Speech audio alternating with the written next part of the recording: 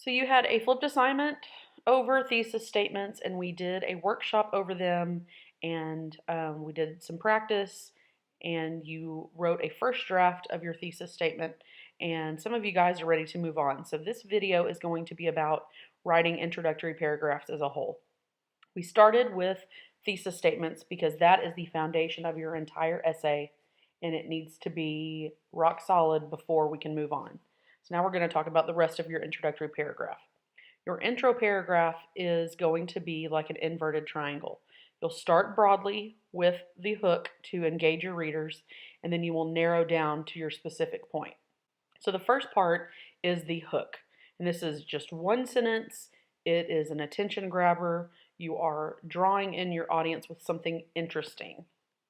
After the hook is the bridge between the hook and the thesis. So you can't just start out with something interesting and then throw in your thesis statement and then move on to your body paragraph. So you have to have a bridge in between to bridge the two together. So the bridge is going to be 2 to 3 sentences long. It'll explain how your attention grabbing sentence relates to your thesis statement. And then last is your thesis statement. So these are the 3 things in your introductory paragraph: hook, bridge, thesis. Thesis is always the last sentence of your introductory paragraph. It's a powerful statement that answers the prompt question or your driving question, and it includes your topic and your position and supporting reasons for that position. So in total, your introductory paragraph will be 4 to 5 sentences long. 1 sentence for the hook, 2 to 3 sentences for the bridge, 1 sentence for your thesis statement. 4 to 5 sentences and you're done. So here is an example prompt. Write an essay explaining whether failure can strengthen a person. So we take this, we turn it into a driving question, and our driving question becomes, can failure strengthen a person? So you can take either side and you decide that you have come up with this awesome thesis statement: failure is a more valuable experience than success. So you're saying, yes, failure can strengthen a person. So you start out with this kind of uncommon idea or a shocking statement. J.K. Rowling, Steve Jobs, and Michael Jordan all have one thing in common: failure. So when you think of J.K. Rowling, author of the Harry Potter series, Steve Jobs, the inventor or the founder of Apple, and Michael Jordan, basketball star, you don't think of failure. So you start out with this shocking statement, and it's interesting, and I'm like, ooh, what is this student talking about? Are they crazy? And then you go on and explain in your bridge. Rowling was bankrupt and on welfare before her Harry Potter manuscript was published. Jobs was fired from his own company before his eventual return to Apple, and Jordan was cut from his high school team before he became an NBA star. So, okay, I see, like, I'm starting to see this explanation here, how you're explaining that these people were failures. They started out as failures, but became successful. The stories of these undoubtedly successful people demonstrate that one's rise to greatness often begins with cases of overwhelming failure. Failure is a more valuable experience than success. So that way I'm not just saying J.K. Rowling, Steve Jobs, and Michael Jordan all have one thing in common: failure. Failure is a more valuable experience than success. Because you're like, wait, what? Those people are successful, so I don't know what you're talking about. That's where the bridge comes in. So here is the same paragraph, just in paragraph form and not in the triangle. So remember your hook. You want to grab your reader's attention. In this case, I have used this unexpected idea. The bridge explains how the hook idea links to the more specific idea presented in the thesis. And then my thesis statement, always at the end of my introductory paragraph, 1 sentence long, and it declares my position, the writer's position, on the topic. So now, how do you write a hook? So when you think of a hook, see that sharp end there? That hook is sharp. So if you jab yourself in the finger, it's going to hurt, right? Ouch! And sometimes you need help. This is an acronym that we will use to help us come up with some ideas for hook ideas. So the H stands for historical example. The E stands for experience. So this is a personal anecdote, like a story, something that has happened to you.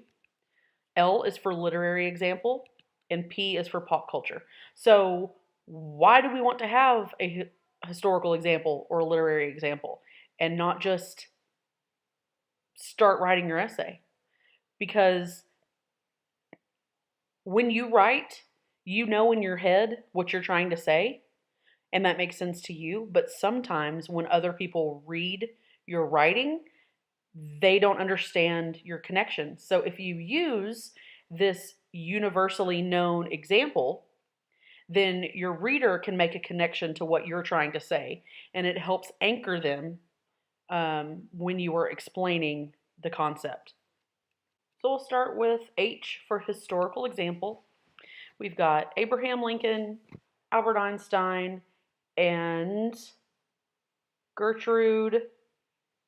I cannot remember her last name, but she's the first chick to ever swim the English Channel. So remember that our prompt is whether failure can strengthen a person. So we've got Abraham Lincoln, 16th President of the United States, and he ran for like 8 elections and lost every single one. And before he was elected president, obviously, he had 2 businesses that failed, and he had a nervous breakdown. But people don't remember him for any of those things. They remember him as a great president who helped to end slavery. So there's an example. Albert Einstein.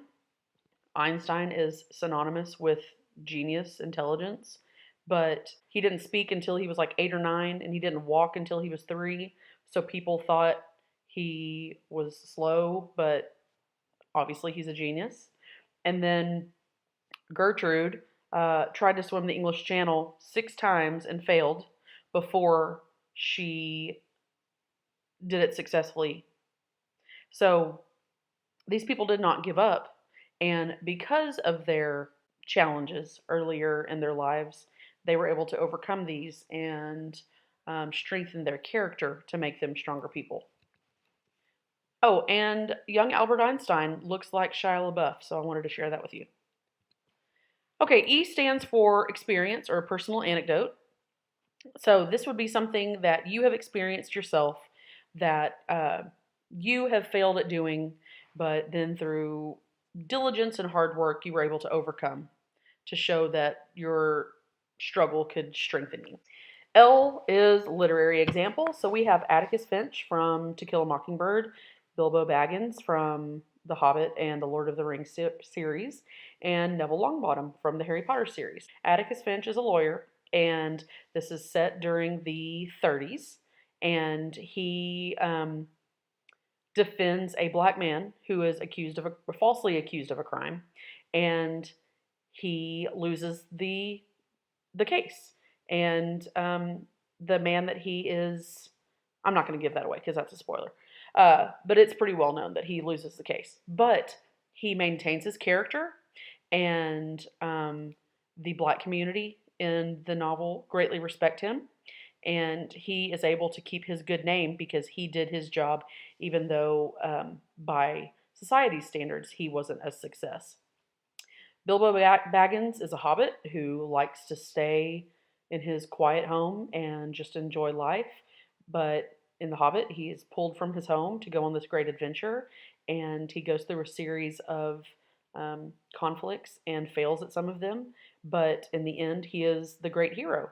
And the Neville Longbottom is kind of this bumbling goofball kind of student who gets picked on by other students and by teachers. Severus Snape, I will never forgive you for that.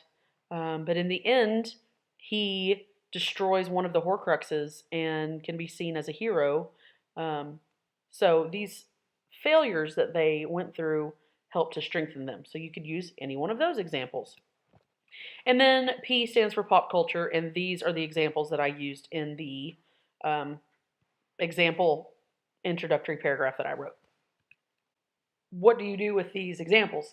So let's say you brainstorm your historical examples, your personal experiences, your literary examples and your pop culture examples, and now you're like, okay, what do I do with this? What you want to do is create an analogy or metaphor using one of those examples. You can present an unexpected idea, like I did in the example paragraph. You can, or shocking statement. I guess those two things are kind of synonymous. You can turn a cliche on its head. So take something that's usually presented a certain way and turn it around so that that draws in your audience. Or you can use a famous quote. And I would use famous quotes incredibly sparingly. So on Star, a lot of times you're given that little box with whatever written in it, and it says, read the following. And sometimes there's a quote. Do not use that quote. That is lazy and that is boring, because people who are grading your essays have read literally thousands of essays about the same prompt, and they have read countless other students who have used that quote, because they're not as creative and brilliant as you, and you want to stand apart. You want to draw in your reader. You don't want them to be like, oh my gosh, I've already read this quote a million times. Okay, so use those very sparingly. Should you start your essay with a question? Should you use a rhetorical question for your hook? Or take the prompt and ask it as, do not ever, ever, ever, never, ever begin your essay with a question, because that is also lazy and boring, because that's easy. Of course, yeah, that's what you start with when you're writing, but don't put questions in your paper. Answer questions in your paper. So yeah, that's the end of our video.